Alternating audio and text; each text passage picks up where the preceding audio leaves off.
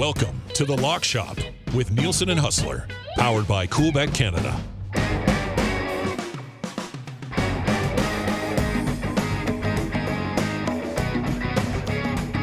What's going on, everybody? Welcome to the Lock Shop. Let's get set for another week in the National Football League. We will dive into slate in the NHL tonight, too, as well. I would think Big Maple Sports Cards is already in. Tyrese Maxey, over 24.5 against the Pistons tonight, is a lock. I hadn't even finished introing the show today, and Big Maple is already giving us locks, which I'm going to bet before we even get rolling. Hus hasn't even connected yet, and we're already placing bets. Now, mind you, the last time Hus was a little bit late connecting, I dropped that NBA parlay on you, and we hit that bad boy. So that was nice. All right, so we're getting on what, Maxey?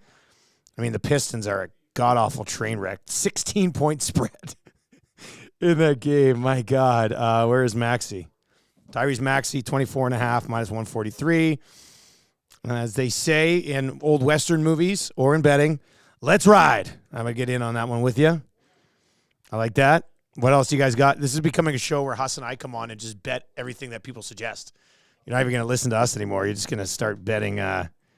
Everybody's just going to come in and bet the community, as you could say. Last night was interesting. Okay, Big Maple, I'm in, man. I'm going to ride with you on that one. It's locked in. Not a great return at minus 143, but I like it. 780-218-9999. 780-218-9999 if you'd like to chime in. Or, of course, you can hit us up in the nasty chat where Dan Spence started the show today by saying, I hate to say it, but I think I'm the cool bet cooler.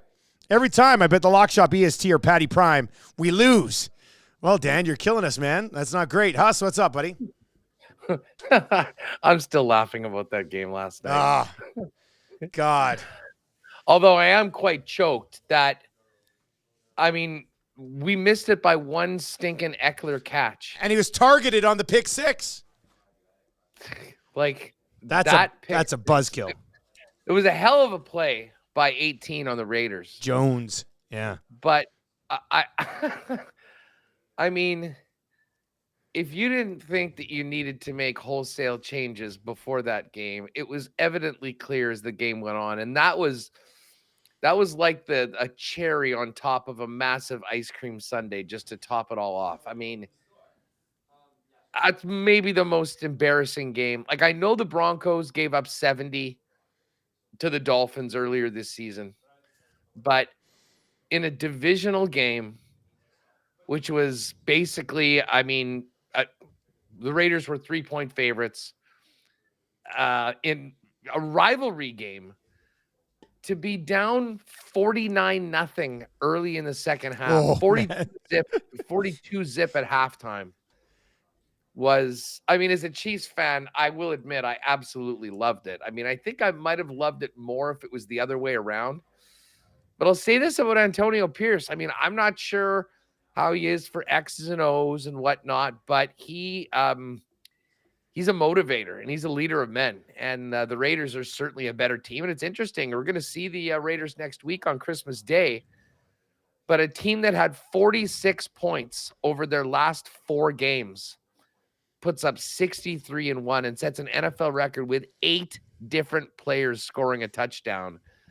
I'm just surprised it took until this morning to fire Brandon Staley. I mean, yeah. I wouldn't have been surprised if he didn't come out for the second half, to be perfectly honest. Well, it was a quote last night after the game, like, do you think you should still have your job? And he was basically said, well, yeah, you know, these types of things happen sometimes. I was just like, come on, dude. Like, I said this morning on our show, because we were talking about it right off the top today, and I said he should have stepped up this morning and resigned. Like, just got ahead of it. Just been like, guess what? I can't do this. I'm out.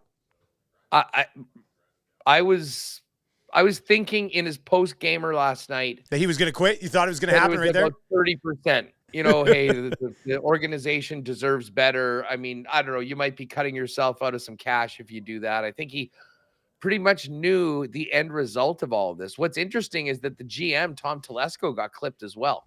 Yeah, long time, right? Dean Spanos just put the message out in the last hour or so announcing that they'd be moving forward without Telesco and without Brandon Staley. Justin Herbert deserves better. Well, yeah, what's that job like, do you think, Hus? Is that an attractive job? not the GM job, but the head coaching job right now? Like, wouldn't you like to go in and try to mold Herbert into the guy he looks like he can be at times? Listen, like, let's think about some of the jobs that are going to be likely coming open. Carolina is going to be a spot. They got an interim coach right now. They're in a disastrous situation. I imagine maybe one or two of the NFC South teams might move on from a team. Matt Eberflus in Chicago might actually be safe with the way that the Bears have played over this last little while. I mean, put it this way, there's going to be a few spots in the league that are going to open up. None of them have a quarterback like Herbert.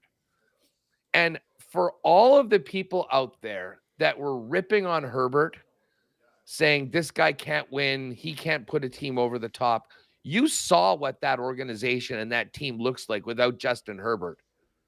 And that team would have had a tough time hanging with a D1 team, a CFL team last night. I mean, it was it was just ridiculous. And for Charger fans, they already knew that this season was done. But I think in a lot of ways, I think a lot of Charger fans are probably happy today that it happened. They didn't like that they had to get embarrassed the way they did. At least Herbert had nothing to do with it. And now they move on. And the big question will be who's next. I mean, I'm a big Harbaugh guy. Like, I hate that he's in college football right now. I'm not a big college guy, and I know there's a lot of people that focus on it, but the NFL is better with Jim Harbaugh in it. He's a former Charger quarterback. I would love to see Jim Harbaugh be the guy that goes in and he wins. He wins and he competes. I mean, listen, I would love for them to go cheap and get some other first-time coach and bring him in, and we probably see the same result, and the Chiefs keep owning the AFC West. But when you look at Denver and the way they've improved with Sean Payton, I mean, the Raiders are still the Raiders, but, you know, the Chiefs, the Chargers should be way more competitive than they are with some of the talent they have on the club. But I think a new GM is going to come in and really change things over. When you think about how much money they have invested in Joey Bosa, Keenan Allen, Mike Williams, Khalil Mack. Yeah. I mean, that's a huge chunk of their salary cap. And Williams is always hurt. The guys on defense just haven't been getting it done. Derwin James is in that mix as well. So I think we'll see a very, very different Charger team, and it might take a year for the new coach and the new GM to round out the put player a stamp personnel. on this thing, yeah. But they're wasting one of the best quarterbacks in the league right now, and they should be better off for it. But man, was it fun seeing them bottom out last night. It was an absolute train wreck. The Eckler thing was a bit of a heartbreaker. I thought we were going to get that. The pick six really killed. And then at the same time, in our EST parlay yesterday, we had McDavid 2 points, got it. Nuge assist, got it. Bouchard point, got it. Over 1.5 power play goals in the game, got it. All we needed was Oilers' money line to cash that one last night. That was at plus 635. And they ended up giving up 5 goals in the third period to piss that one away, or else we would have cashed that bad boy too. So we literally missed out on cashing 2 big ones yesterday on one Eckler catch, and the Oilers not shit in the bed in the third period, basically, for lack of a better term. So, like, okay, I'll be honest. I was really focusing in on a game that was 63-14 at the time. As sick as that sounds, but we did have that Lightning Edmonton game on the other screen. And I mean, was this anything more than just Stuart Skinner not playing very well last night? That's pretty much what happened. Like, Vasilevsky was brilliant. The Oilers set a franchise record for shots in a game last night. They had 57 shots on goal last night, most they've ever had. Vasilevsky was brilliant, and they still scored 4 on him. Like, he was trying to goalie them like crazy, but they still found ways to score on the guy. And then Stuart Skinner just let in what I would describe as 3 pretty darn bad goals in the fourth period of the third period of the hockey game after the Oilers had completely dominated the second period. So, you know, it's not easy to just hang one on the goalie, but last night that one's just getting straight up hung on the goalie. It's as simple as that. He needed to be better in the third. So yeah, that was not good. There was, and remember when we went through the exclusives yesterday? You know, and there were all these ones that we were talking about, like with the under, and I mean, the field goals didn't even have a have a sniff last night because the Raiders put it in Yeah, for they a just kept touchdown cashing every time. But it was the barn burner. Both teams to score over 20 points. And I think there was some quarterbacking touchdowns in there as well. Shout out to Norman a Combine. Norman a Oh, Combine. he was on the threw a barn good burner tweet last night. That's right. You want to talk about, having taking a swing, and that was a big one last night. I mean, as far as the odds were, considering that the total in the game was 34.5. That was over in the first half, all on the Raiders when it was 35-0. But there were a few winners on it. We weren't on the right side, but listen, if we have a little dip, let's get right back into it because I am so pumped for this weekend. This is the first sort of super weekend where we've got the 3 Saturday games that as we've been talking about all week. These Saturday games are awesome. And we finish off with an amazing Sunday nighter too with Baltimore and the Jags in a huge game for a playoff positioning in the AFC.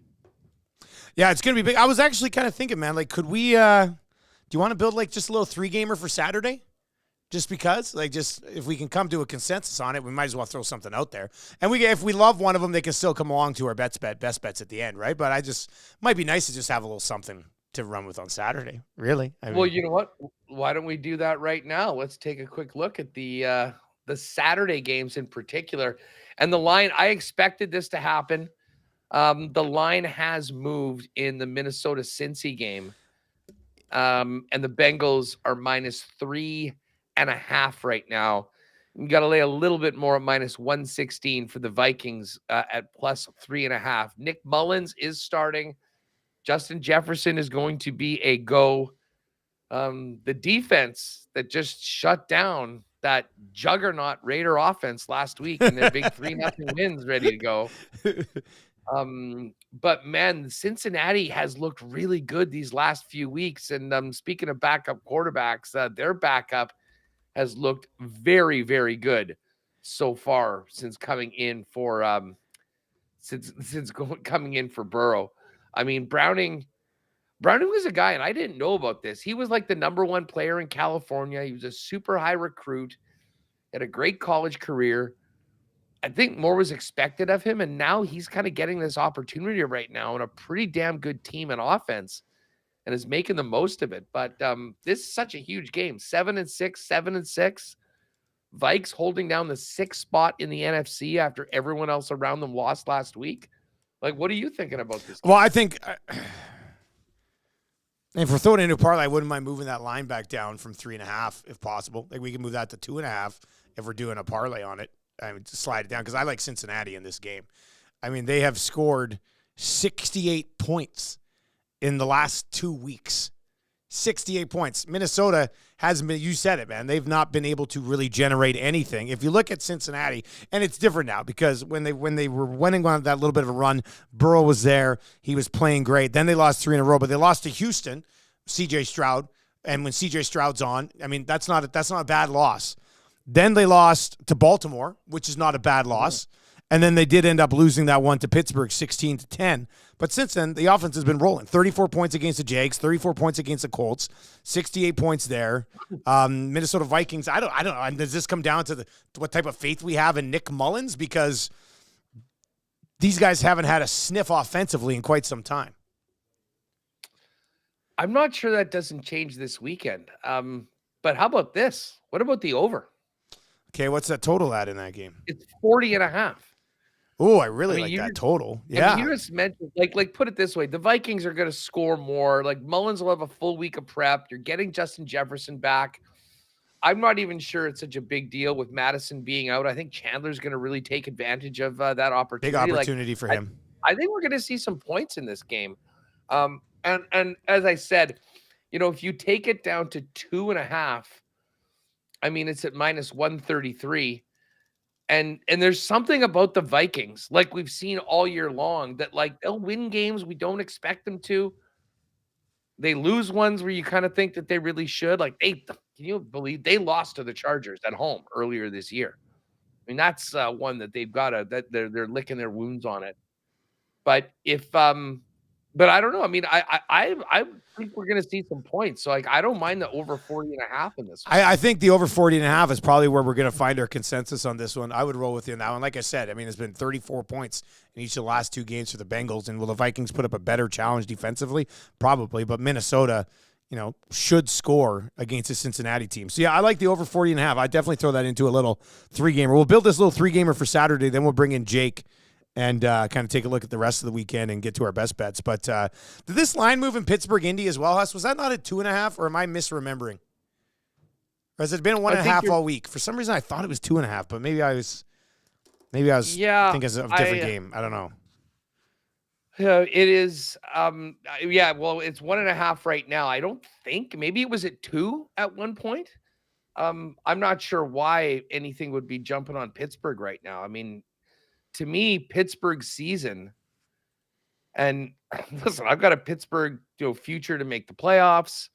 We've talked a lot about all the ways that they managed to win games, but I couldn't be more out on Pittsburgh after they just lost at home to the 2-win Cardinals and 2-win Patriots. It's awful. That is an awful. I mean, I don't think there's a team in the league that's had a worse 2-week stretch than losing to those 2 clubs. Well, certainly not a team that's in the playoffs. I mean, the Chargers, we might put the Chargers up for a 2-week stretch after last night. But again, we're talking about legit teams in the NFL that are actually in the playoff mix right now.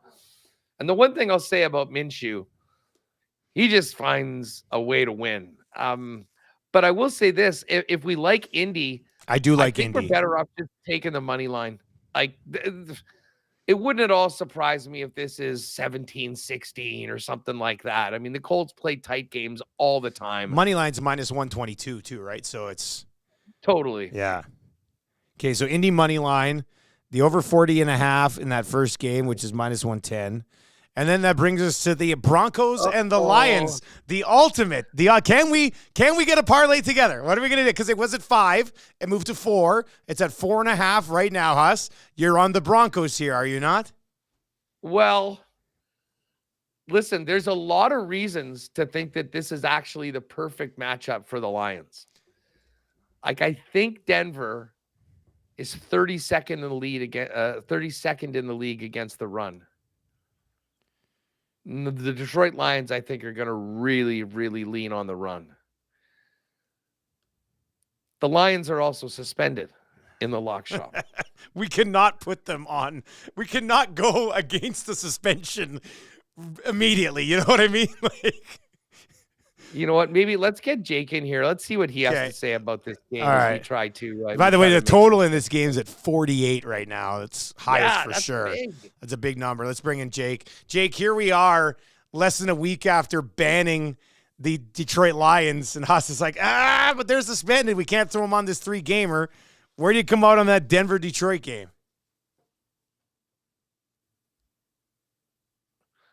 Oh, you're muted. I think, is he muted or is that on his end, Matty? Or is that no, that's me. That's me. Oh, that's him. That's him. We're good. Okay. Yeah, no, I just heard you guys talking about it. I was against the Lions last week. I've come on this show. I pounded the table. I said the Lions are frauds. Dusty doesn't want to believe Oh my God. We don't have to go that far. Them around. We don't have to go that far. I know. Sorry. I hadn't got a chance to come on here since. Anyways, yeah. I mean, it's an interesting one. 4.5. We said we're not gonna touch the Lions, but what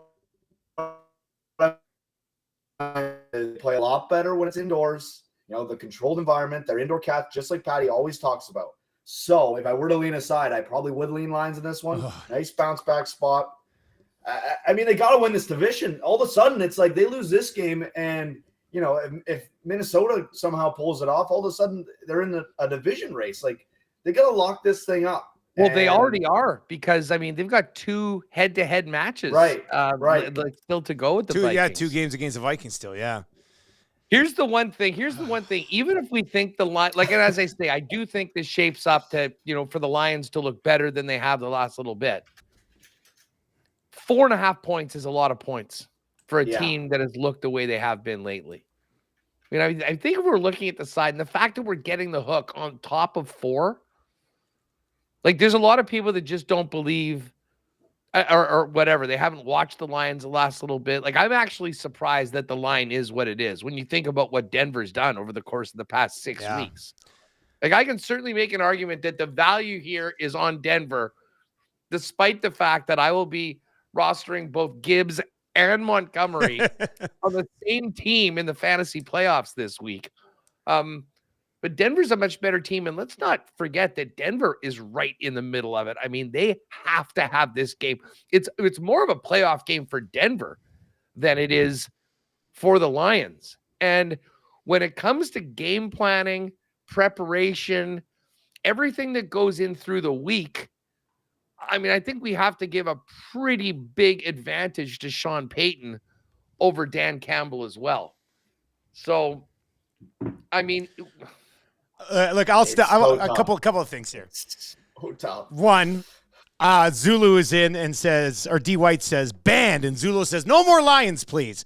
Rod Z slides in and says Detroit is 6-0 against the spread following a loss. Now, that's not an opinion. It's just a trend from Rod Z. This is not him being like, you got to ride with the Jets here. As the Lions fan, and this is not me succumbing to they are schedule frauds, I do think Denver at plus 4.5 is probably the play here because I think they should only be favored by like a field goal in this game, and we're getting Denver at plus 4.5. It's although maybe like, is this Jake? You're the fishy meter guy. Like, are they trying to beg us to take the Broncos here at plus 4.5 with what they've been doing? Like, because they got like their wins. Like, they beat Kansas City, they beat Buffalo. Like, they beat some pretty good teams as they turned their season around. I'm trying to figure out why it's 4.5 against the Detroit team that's coming off a loss to the bloody Chicago Bears. Well, maybe that's part of it. Maybe it's what Rod Z said, that Detroit comes off these losses and plays a lot better games. I the more we talk about it, and it sounds crazy to say this, I hate ever going against you guys. I like the Lions more and more the more we talk. Like, I might be on them just solo 4.5.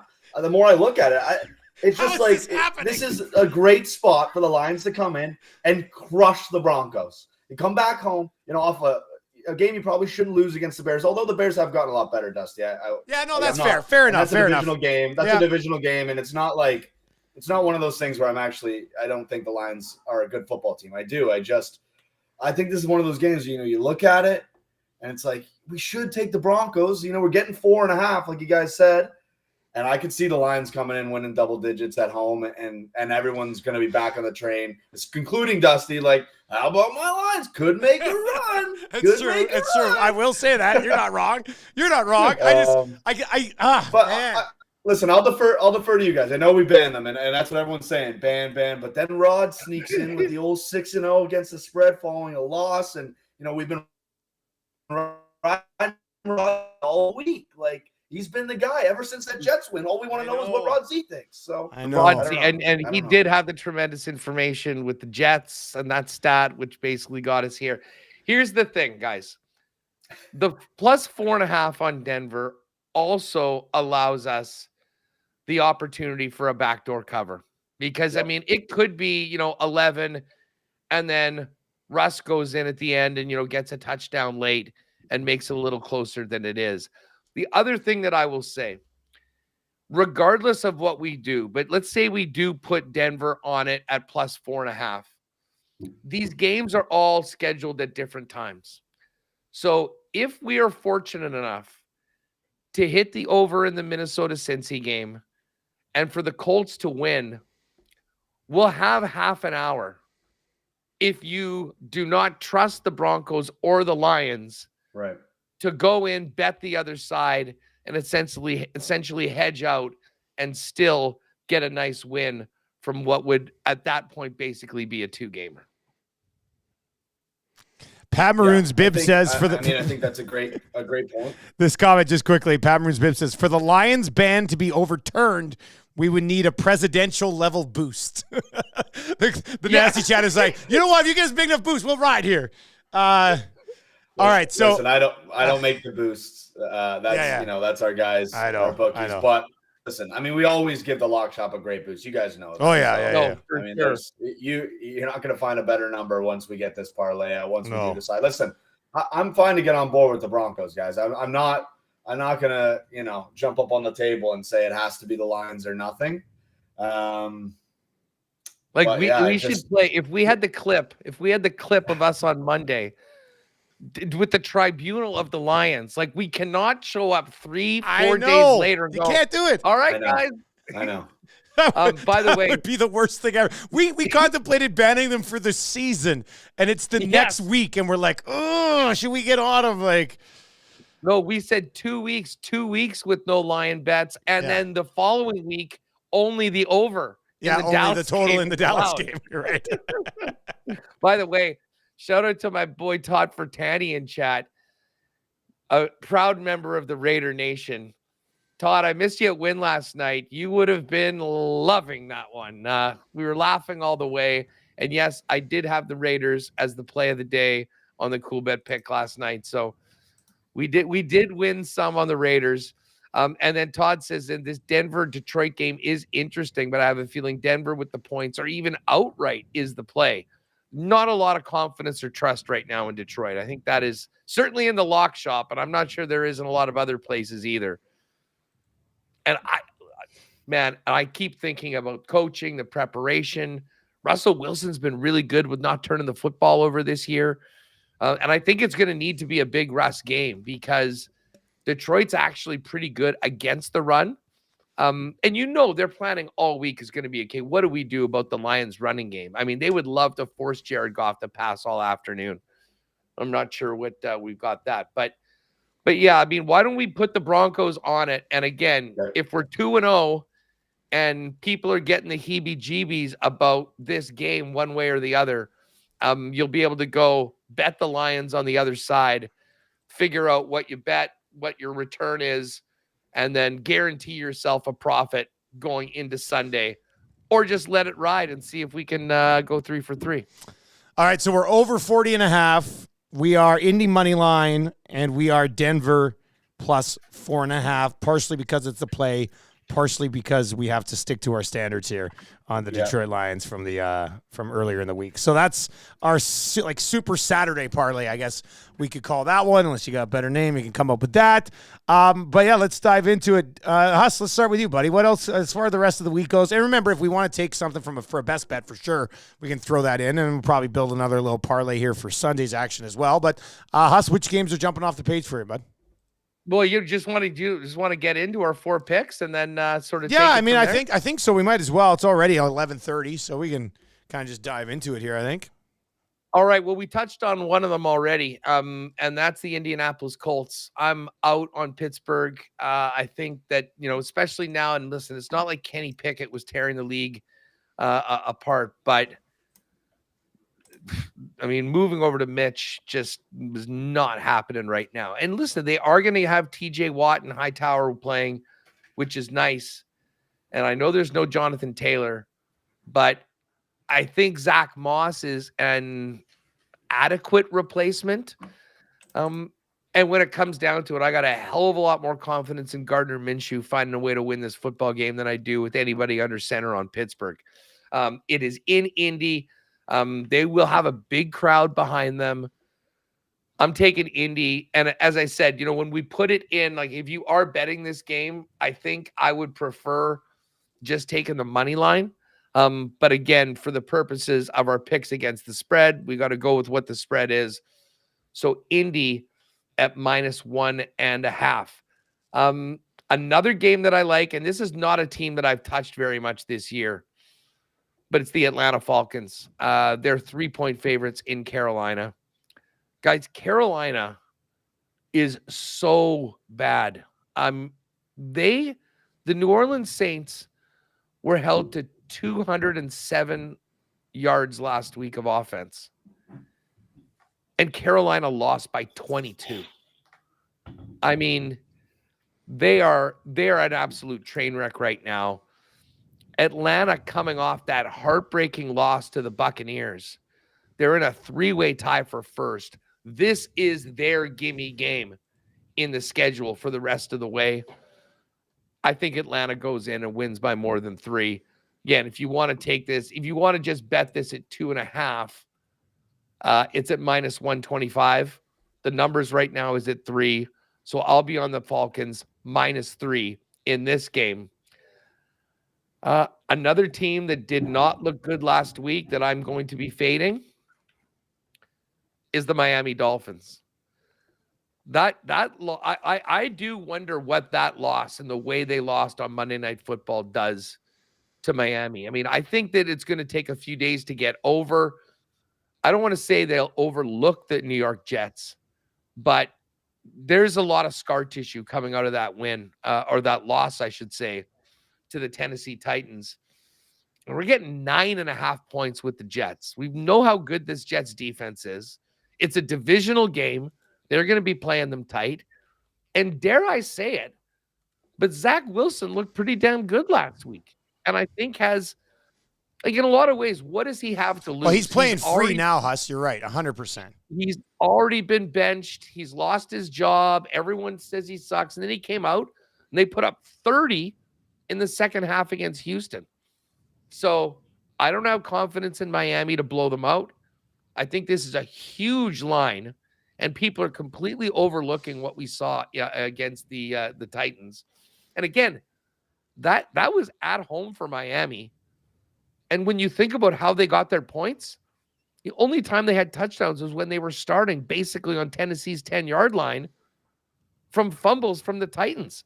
Their offense legitimately generated 3 points last week, and the Jets' D is a hell of a lot better than the Titans. Give me the Jets plus 9.5.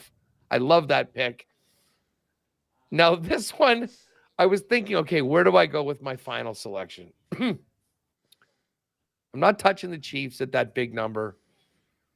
The Niners at 12.5 is too much. I thought about Arizona, to be honest, at that huge number at home, plus 12.5, but I think I'm staying away from that game. We're going to go to Dallas and the Bills. And I don't believe in Mike McCarthy. I have never had faith in Dallas. And yet I think they beat the Bills in this game. We're getting 2 points with Dallas on the road. Like, listen, I watched every snap of that Bills game last week. Yeah. And they got off to that nice 14-0 lead. Josh Allen, as he's done all year long, made a boneheaded play and a turnover, and it completely flipped the game. And we won't get into how the game ended, but they were very fortunate to win. Dallas is steamrolling right now. They have just come back and taken over the NFC East. You've got the Eagles that are favorites against the Seahawks. Right now, if they continue to win, they will be the one that wins the division and has the home game. I think the return of the Bills is a little bit exaggerated. I'm taking Dallas plus 2. So Indy minus 1.5, Dallas plus 2, Jets plus 9.5, Falcons minus 3. Those are my 4 favorite plays.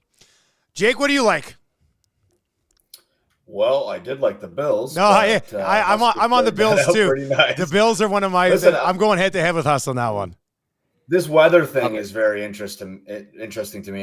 They're calling for possibly 70% chance of rain and cold weather, windy. I think 18 miles per hour. I saw earlier on Twitter. Like, listen, as good as Dallas has looked in some of these games, I think I think the environment plays a huge factor, and the Bills are hungrier than ever right now, especially with standings. They want to get in as bad as anybody. Miami loses. I don't know. Something about the Bills that I like this week, and they're favorited to a Dallas team that, like I said, has been a bit of a wagon as of late. So that one will be interesting. That was one of my plays, but that's all right. It's probably just not going to go in the partner parlay for us.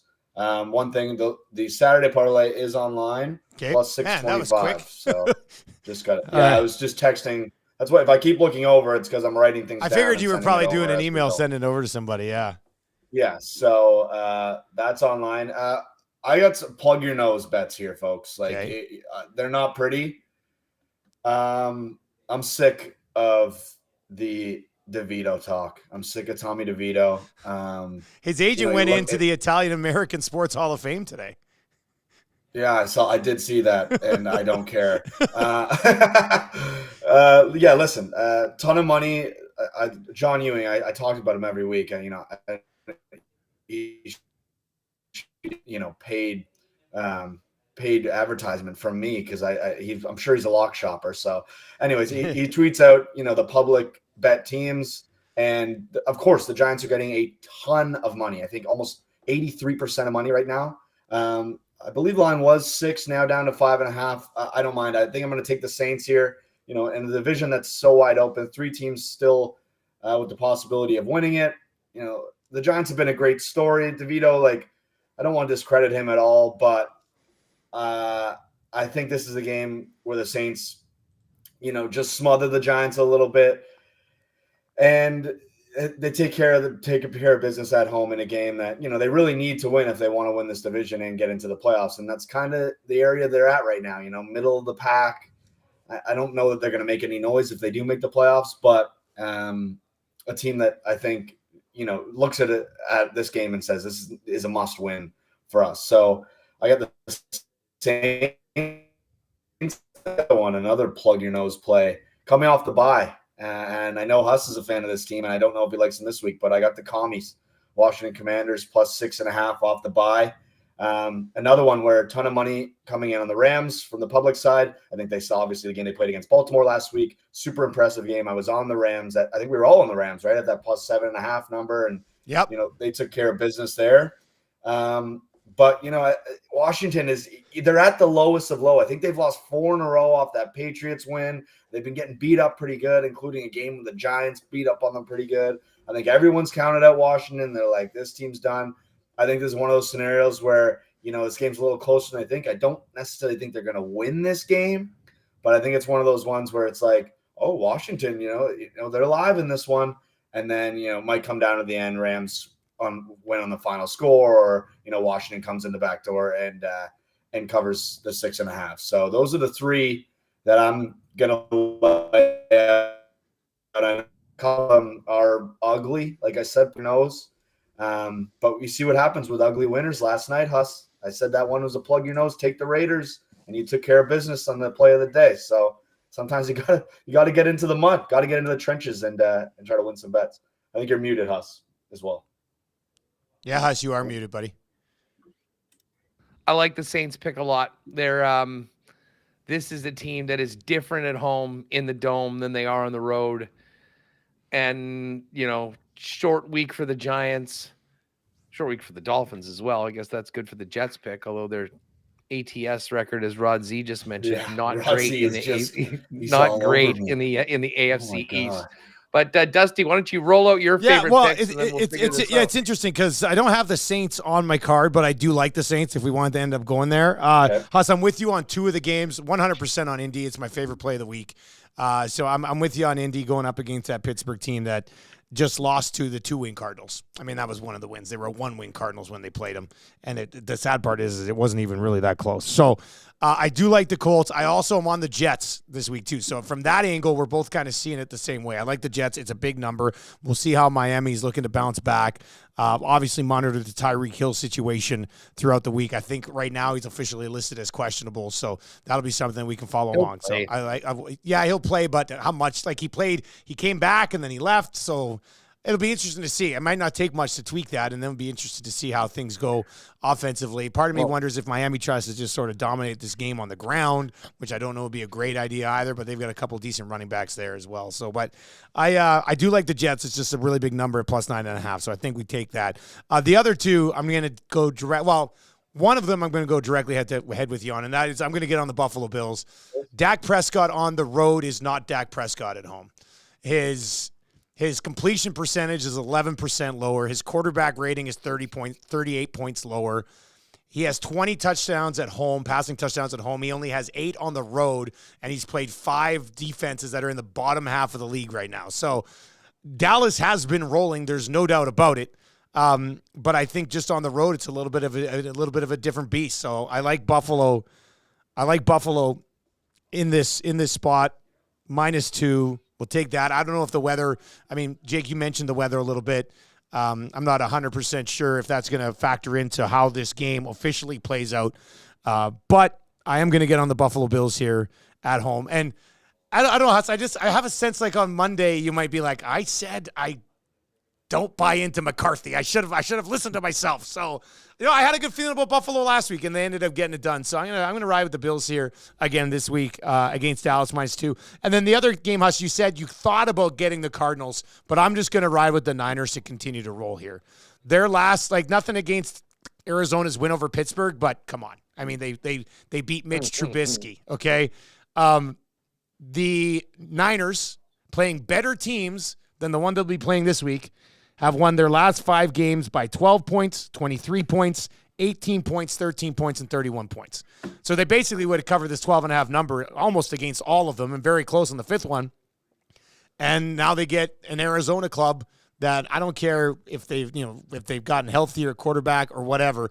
I just think the Niners cruise in this football game. So I've taken bigger numbers this year, and they've hit a few times. So I don't shy away from 12.5 when you have the best team in the National Football League against a team with 2 wins. So I'll take the Niners minus the 12.5 on the road here as my 4th play of the week. They got to keep their foot on the gas too. The conference is sitting there, right? Like they have to go out, and there's no letting up there. You don't think so? No, and everyone's there. It is interesting. The one thing I'll say, and you rolled out that stuff about Dak, and I do agree. And I've always been never really a big Dak guy, but Matt, I've been impressed with the way he's been playing over the last 6 weeks or so. And listen, if he wants to win the MVP, winning on the road in December in Buffalo, good point, will be that. That doesn't necessarily mean it's going to happen, but if he can do that, I think he becomes the clear favorite for it. So listen, for this partner parlay, I think we got to keep Indy off it just because we don't want to have both of our parlays. Let's have one for Sunday. Yeah. We got a Saturday, and then let's focus in on the Sunday. So if we both like the Jets, let's put the Jets at plus 9.5. Let's roll with the Saints at minus 5.5, and let's figure out a third game. I mean, we could go with the Niners. A couple other games that we haven't touched. Texans, Titans. To me, that's just a stay away right now. I mean, CJ Stroud, his concussion that's a tough situation. One. I don't believe in the Titans, to be honest. I mean, especially the way they turned the football over and whatnot last week. If anything, I think I'd still take the Texans with the points to keep it close. Mm-hmm. Do you guys have any thoughts on this Ravens-Jags game on Sunday night? Jags, a home dog, getting 3.5 points against Baltimore, who, listen, Baltimore is 10-3. But, man, they've had some sketchy wins, and maybe no more sketchy than last week against the Rams. That was a game that, frankly, they deserved to lose. And it was in Baltimore as well. I know the Jags have been sort of up and down. This is a huge game for Jacksonville right now. And I don't trust the Ravens, to be honest, to cover this number. But I'm interested if you guys have any lean on that one. Well, I mean, I'll just quickly. I mean, I just worry about somebody getting to the ankle of Trevor Lawrence and taking him down, and then you're rolling C.J. Beathard hoping to cover against the Baltimore Ravens when C.J. Beathard will just throw it 5 yards down the field to Evan Ingram. You know what I mean? Plus Lawrence last week he played and he had 3 touchdown passes. He threw 3 picks though in that game as well, right? So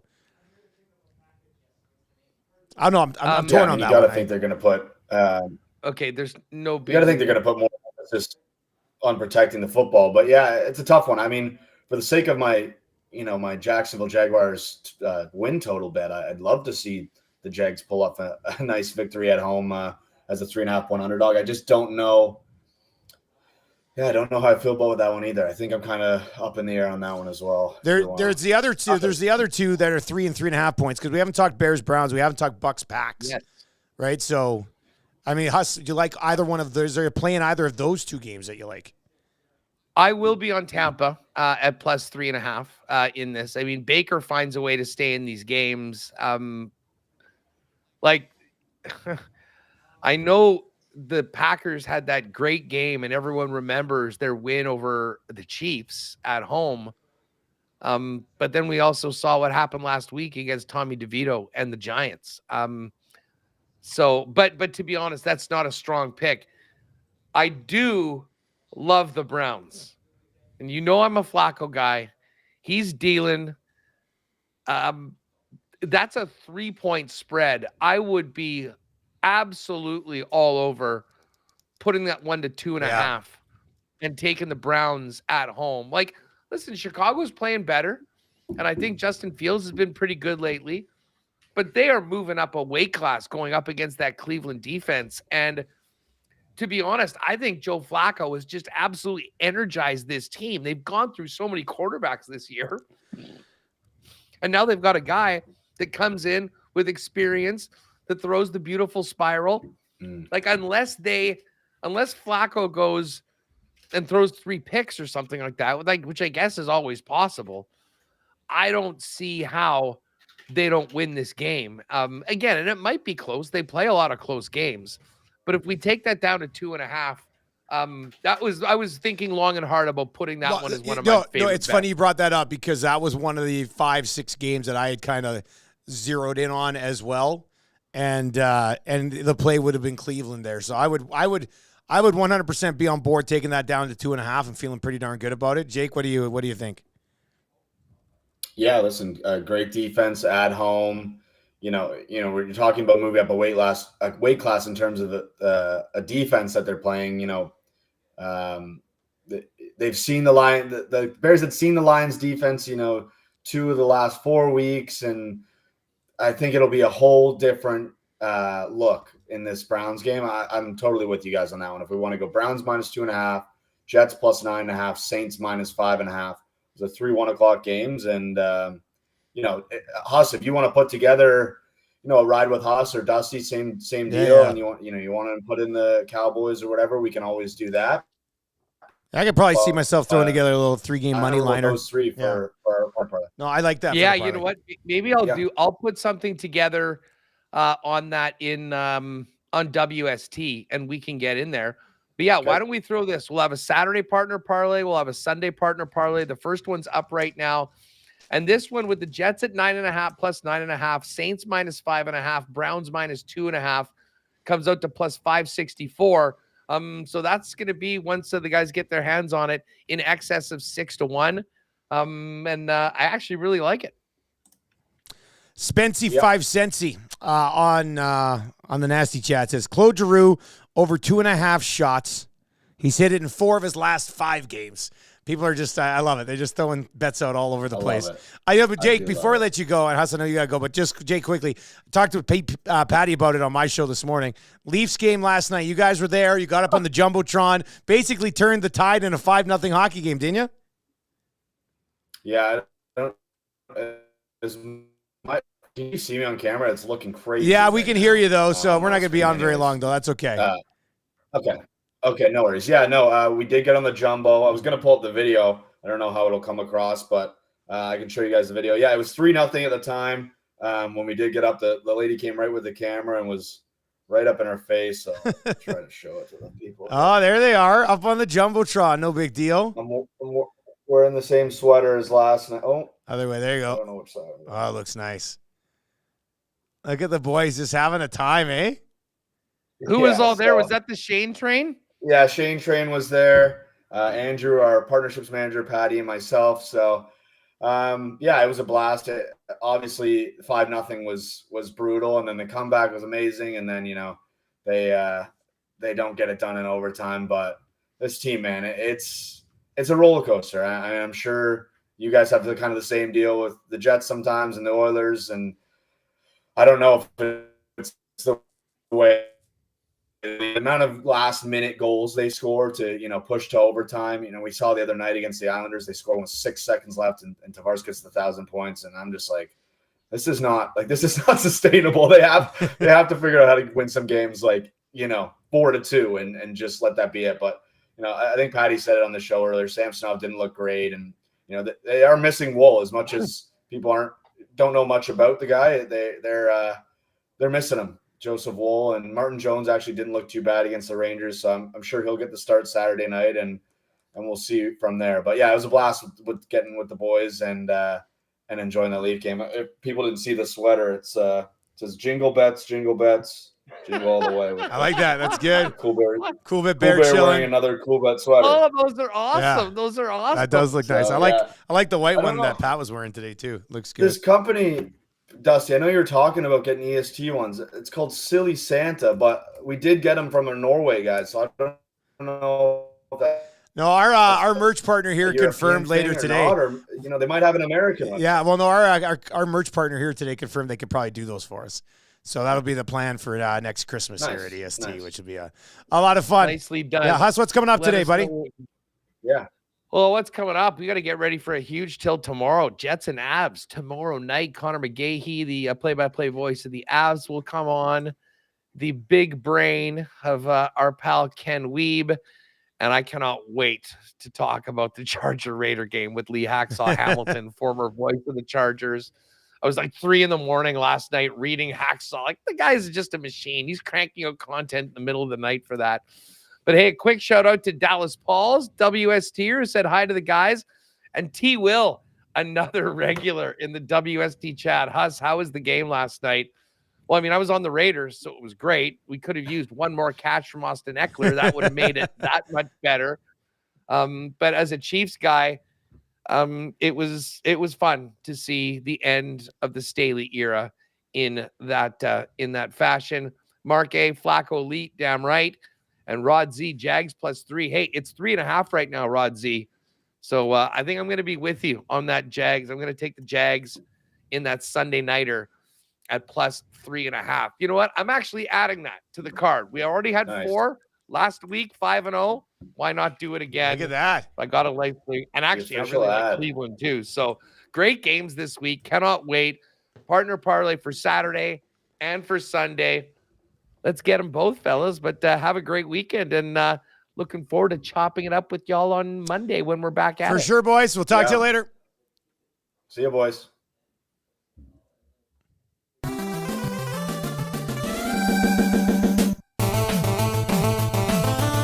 All right, let's get into the Fantasy Football 5, brought to you by Century Casino. The Edmonton Sports Talk Super Bowl party will be at the Sports Barn Lounge, Century Casino, Fort Road. More details on how you can join us for that one coming in the new year. Very much looking forward to it. And going, of course, join Lieutenant Eric on Monday night for a really, really good Monday nighter this week. Some of these games have been duds. Some of them turned out to be pretty good. But the Eagles and the Seahawks could end up being a really good game. The Eagles 3-point favorites on the road there going into Seattle. If you have any fantasy football questions, hit us up right now on the Nasty Chat or in the inbox at 780-218-9999, 780-218-9999. Let's see if we grab a few from over there as well. But in the Nasty Chat, I see Tyler says, who would you go with quarterback? Lawrence, Goff, or Browning? That's a tough question. My immediate thought process was still Jared Goff, just because Detroit's offense can be so deadly at times. Bengals offense has been rolling relatively well. Let me see. I would probably lean Jared Goff even against Denver. This is a home game for Detroit. Let me see. Let me just bring up some weekly rankings and see if I'm way off on the Jared Goff advice. I don't think I would be, but it could be pretty close. Let's take a little peek here. I like going to Fantasy Pros for the consensus rankings on this. Yeah, they have Jared Goff at 12, Trevor Lawrence at 14, and Jake Browning at 17. So kind of along the same lines. Lawrence's injury, I don't know how he miraculously played through this thing last week, but it clearly is going to limit him. It caused some issues last week. Jake Browning against Minnesota, not a bad, that's again a pinch. I think you're probably okay starting Browning, but I would still roll with Jared Goff. Jared Goff, if he can get through that game without the picks, you're looking at Jared Goff minimum 2 touchdowns, probably 240, 260 yards. And you'd probably be pretty happy with that one. If Collins is not going to go, who would you pick in the flex from Gus Edwards, Jerome Ford, and Terry McLaurin? My initial thought right away would be Jerome Ford in that spot. Michael Wiggins, I have Purdy and Tua with a Tyreek Hill and Waddle. Who do I start? 20,000 person fantasy football tournament style. What is this? This sounds neat. I'd start Purdy.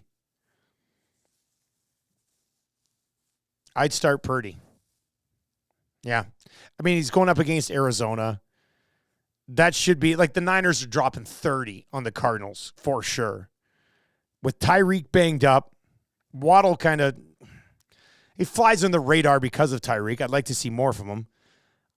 But against the Jets D, I think that probably changes things a bit. The Megla Bowl, from the Fantasy Footballers, right, Mike? Is that what you're talking about? That's always a good one.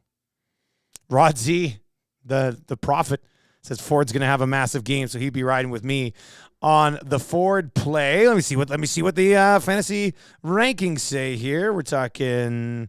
Let's go full PPR. Man, they got Ford down at 28. Totally disagree, but who else do they have here? Oh, Gus Edwards. Where's Gus? Yeah, Gus is below him, too. Gus is down at 41. So I guess they kind of agree, but they're not expecting Ford to have a big game like Rod Z is. 780-218-9999.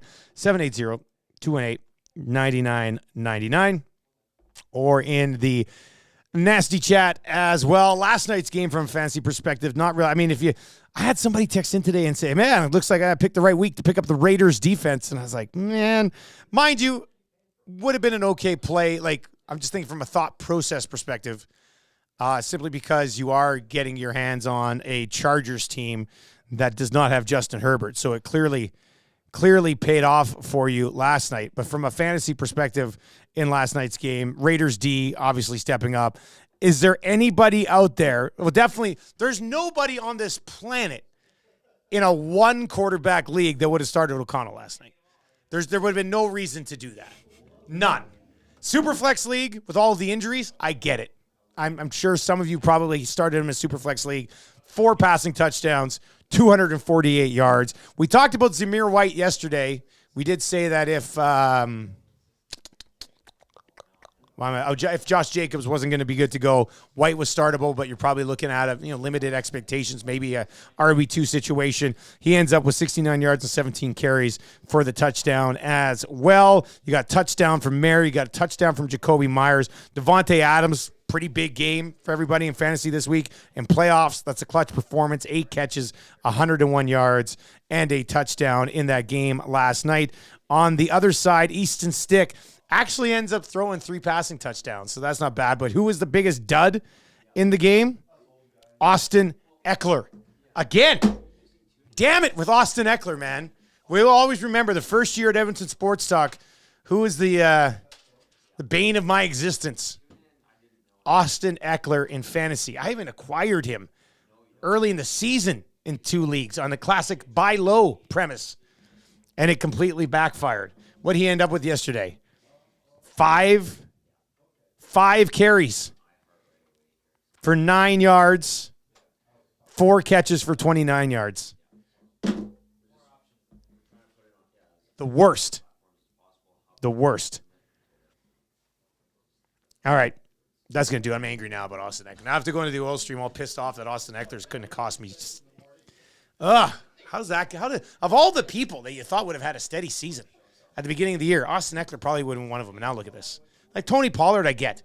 Tony Pollard, you're just seeing Zeke gone. Oh, there's been an elevator role for Tony Pollard. Turns out, surprise, he's still just Tony Pollard. But Austin Eckler, man, killing me. All right, that's going to do it for the Fantasy Football 5. Brought to you by Century Casino. Sports Bar and Lounge, Fort Road. Join Lieutenant Eric on a Monday night for the Eagles game. We've got the oil stream coming up. Myself and local Stuart Skinner lover, Tommy Gazzola. We'll have that for you. Don't go anywhere. Oil stream should be a good one today. Make sure you stick around for that here on Edmonton Sports Talk.